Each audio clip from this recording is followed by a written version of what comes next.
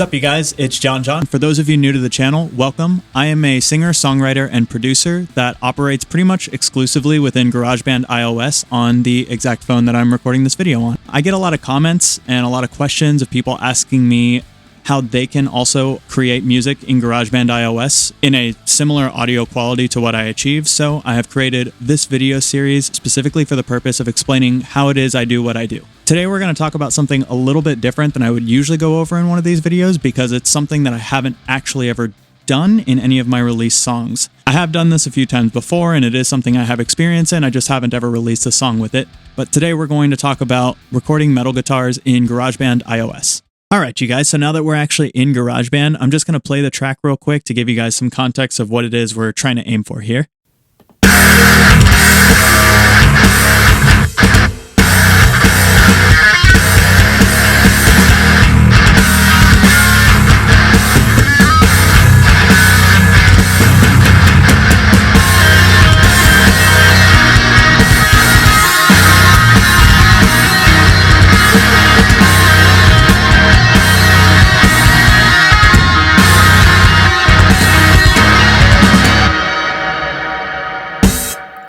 So from that, you can probably get this is a very contemporary metal style of guitar tone that we're trying to go for. I obviously don't have everything figured out myself. There is stuff I can still improve on, but the point I want to make with this demo is that this is something you can do in GarageBand. Modern metal tone is absolutely something that's achievable on an iOS device or even an Android device, and it really doesn't take a whole lot of equipment. All I was using for this was a left-handed Schecter Omen 6 because I'm a mutant and I can't do anything competently with my right hand. An iRig that I was using as the interface to connect the guitar to my cell phone, which I will talk about a bit more at the end of the video, and just a couple of plugins that I think altogether cost me between $15 and $20 total. So again, we're really talking about a low budget quality sound here. So jumping straight into the mix, you can see there's a lot of production on here. A lot of this isn't like quite mixed. I did a little bit of EQing on most of the instruments here, but I don't want to get too into the nitty gritty of how I actually went about mixing these guitars because there's a lot that I could go into. And again, I don't think I necessarily have all the answers myself on that front. What I want to talk more about is how to actually make the recording process and the mixing process possible in the first place. So let's jump into the plugins. If I pull up this first guitar here, we open up the plugins and EQ. I've literally got three things going on here, and one of them is the stock EQ that comes with GarageBand. If we open that up, I'm almost doing nothing here. This is like a supplementary EQ that I'm using for the main one. The main one in question is Goose EQ, which if you guys have seen my videos before, you know I'm a very big fan of this plugin. Unfortunately, this plugin is not actually sold anymore. There are some alternatives that I'm going to recommend you guys in the description if you're looking for an EQ. But again, we're not going to go too into that right now. I just kind of wanted to show you what it is that I have going on to get the tone that you just heard. So moving on. This guy here is Rhino and is the bread and butter of everything going on in this mix. All five of the guitars you just heard playing and the bass are using exclusively this plugin to get the tone. It's made up of a lot of different stuff, so I'm going to try to go one by one and just sort of break down each of the different segments of the app that we have here. This is, I believe, going to be the most comparable to the industry standard guitar tone plugins that you're going to see being used on programs like Pro Tools and Logic Pro and so on and so forth. So jumping into Rhino, first, you can see a noise gate. You've got your input here, and then we have a little bit of a filter down here. I actually pretty much don't mess with this stuff ever. It's usually in a pretty good spot straight from opening it up. Whenever I want to adjust my input, I'll generally do that straight in GarageBand here. As you can see, I have this turned down a bit lower from where it usually is stock. So I usually have all this stuff figured out before I get to this point. The noise gate is the only thing that I'll ever really mess with, and I honestly don't have to touch it very much. It's pretty much always where we want it. From there, we have the preamp. You have your low, your mid, and your treble, and then you have your drive here. For the type of metal tone I like to go for, I like to have my drive pretty low, but you adjust these like you would any kind of just like standard 3-band EQ. And then here, on the left and right, you have four little effects that you can add to the tone of your guitar. I usually use fuzz and scream, or sometimes I'll just use scream depending on the type of tone I'm going for. But these two really give you that like overdriven, distorted sound without making it like sound too crunchy or messing with the frequencies too heavily. So you can just toggle these on and off. And if you click these little arrows here, you can actually open up each individual segment of the plugin to see more advanced controls for it.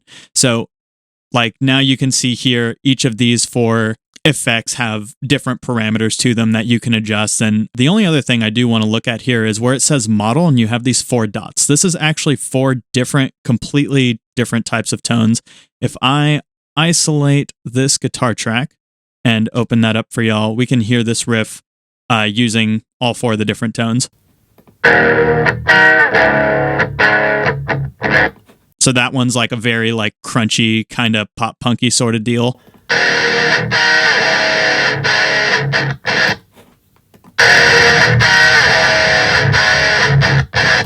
There's the one that I use pretty much in everything that I make as far as guitars are concerned. I'll change this up more when I'm messing with bass, but for guitars, I pretty much stay on this blue model.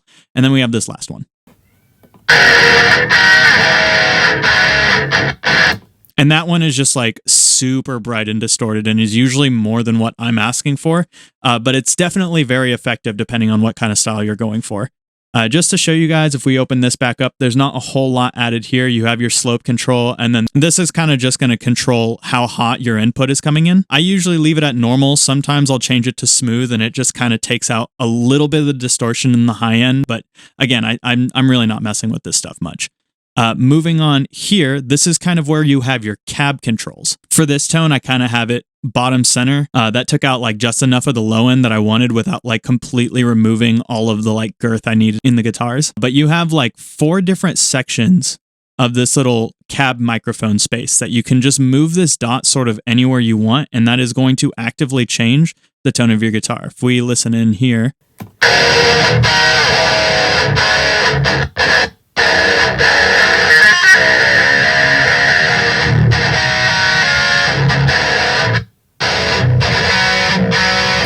so you can tell the tone was like pretty significantly changing depending on where I was moving that around to. I usually, again, like to keep it right here, but depending on some tones I've gone for, I've had it like way up here. You also have these parameters here that will allow you to select some presets or even customize, if you would like, your own microphone setting for the cab. You can also turn off or on the different sections of the cab if part of the tone is something that you just like want to completely cut altogether.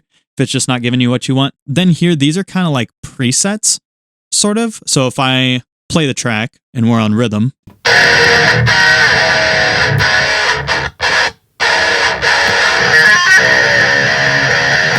so those are just presets depending on like different types of standard tones that will, give you different essentially EQs depending on what you're trying to essentially use the guitar tone for. These values up here, I really don't mess with. If we close this guy up and move on to mod effects, this is basically your pedal board. So you're looking at your flanger, your chorus, your phaser, but you can just toggle these on and off. And then of course they all have their own settings. You also have this power button on each section of the plugin. So you can just turn on entire sections of the plugin or off as you'd like. It's very, very modular. From there, we have time effects. This is going to be your delay and reverb, which between that and the pedal board itself, that's pretty much going to round out all of the main like pedal-like effects. Personally, don't really have a need for it because I already have the spaceship. I know how to fly, so I leave it at that. But if you're needing like to put a lot of plugins on your one track, these 5 here are pretty powerful effects that can allow you to get a lot more on a single track in GarageBand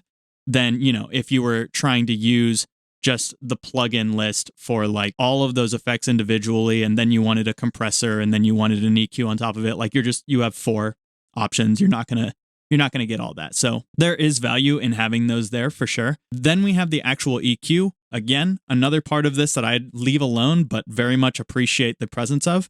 I'll typically make little tiny adjustments here. I'm a big fan of having additional EQ plugins just to make like individual edits so that my initial EQ doesn't get too visually messy. It just kind of makes it easier for my brain to understand where the different parts of my like sound setup are coming from. So this is just a standard, like you have your 2 bands here, you've got a high pass filter, and then you've got your low pass filter, and like you can control the width, you can control the kilohertz, like where in the EQ the band actually sits. So it's pretty effective. And then you have this tone matching feature, which pretty much you just hit get tone and it's going to try and track whatever tone it's hearing in the other guitars. Like if I were to like say turn this guy on, and then we come back to here and we open up the EQ and I hit play. So we hit done.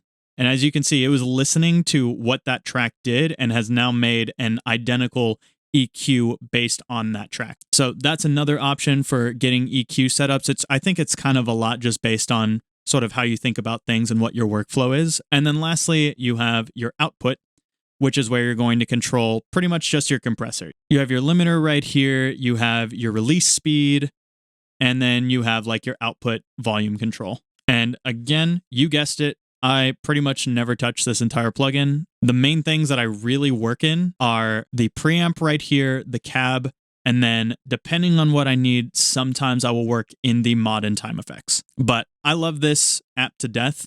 Once you have what you want, which by the way, there are lots of presets here that you can choose from. If you're not really comfortable with like setting up a guitar tone yourself and you need guidance, or you just really like to feel things out and go by what you hear, like there are a lot of options here for getting exactly the type of tone you want. And then here at the bottom, you have user, where if you were to get, the tone all put together that you want, you can hit save right here and it's going to ask you to create a name.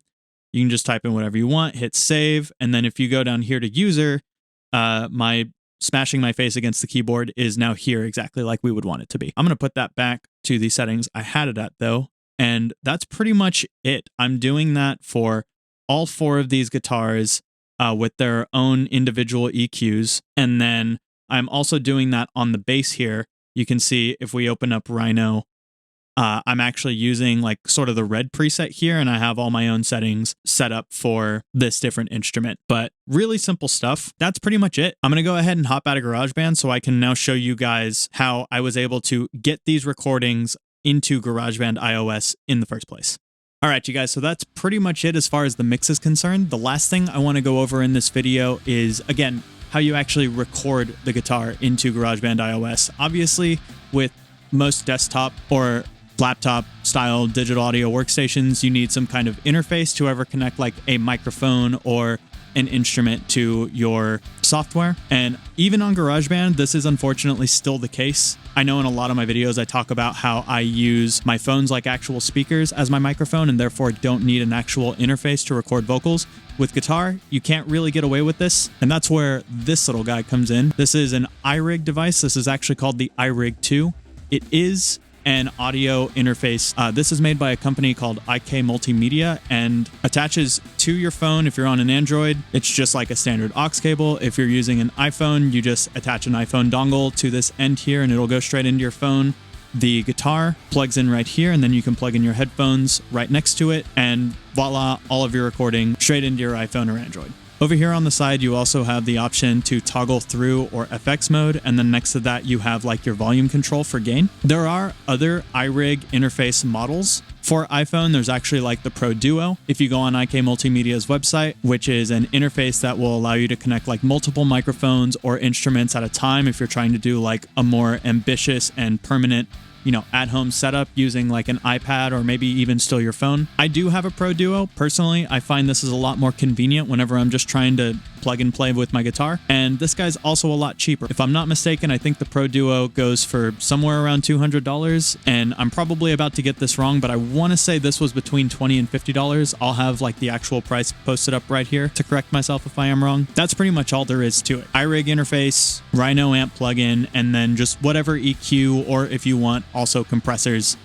you're already working with. And you should be able to pretty much get any kind of metal, rock, or punk guitar tone you're trying to look for straight out of your phone. But that's pretty much it for this video, you guys. Thank you for watching. For those of you who are familiar with me, you've probably noticed the music I'm playing in this video sounds very different than what I would usually play behind my tutorials, and I assure you that is still my music. It is not music that I recorded for John. It is not music that I recorded on my phone. I've actually joined a metal band that just released its second single called Let Me Out, and you can find the link to that single if you're interested in listening to it in the description below as well. I would love it if you guys would go check it out. It is a very personal song to me, and I had a lot of fun writing it, and I'm very happy with how it came out. So that's all for today. I know I haven't posted videos a whole lot in like years, but I have a lot of ideas for things that I would like to add more tutorials for, so I'm going to be trying to get back into it here in the next several weeks. I hopefully will be having another tutorial video coming out in the near future. Thank you guys for watching, and stay chill.